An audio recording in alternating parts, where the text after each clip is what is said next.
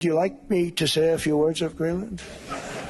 So Donald Trump just spoke at Davos, which is this massive gathering of people in Switzerland, talking about his intention to acquire and control Greenland. He's been talking about it for weeks, but there are a few things that we've learned for the first time today. But the main thing we learned is that he does want to start immediate negotiations with Denmark. It cannot be said that Denmark wants to have any negotiations with him, but that's his intention. He said he needs to own it, not just have a lease on it to build whatever he wants to build there, the Golden Dome or all sorts of other ballistic systems to protect the US.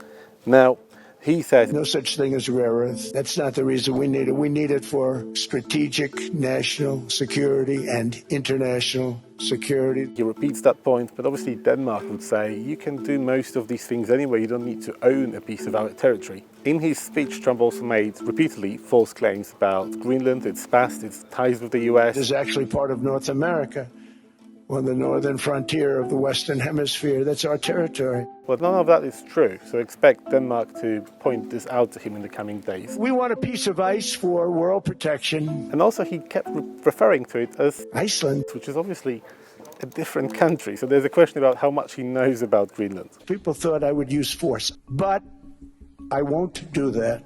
The one key bit from the speech is that he said he's never going to use force against Denmark, which is obviously important. It's a NATO ally against a NATO ally. But it raises questions about what else he can do to exert that sort of pressure on Denmark and other NATO countries. We've never asked for anything else. They have a choice. You can say yes, and we will be very appreciative, or you can say no, and we will remember. As it's often the case with Donald Trump, he says something and then he kind of sees what the response is, what people are willing to do. Now, Denmark said repeatedly they're not going to give him Greenland. EU leaders will be having discussions now about how to respond to all of this. They'll meet this week, they'll be talking about this in the coming weeks. And they have a number of things they can do on trade. There's a trade bazooka and other instruments that they can use against the US, but they all carry a significant cost. So expect lots of discussion about this in the coming weeks as they figure out what to do about Trump's dream of owning Greenland.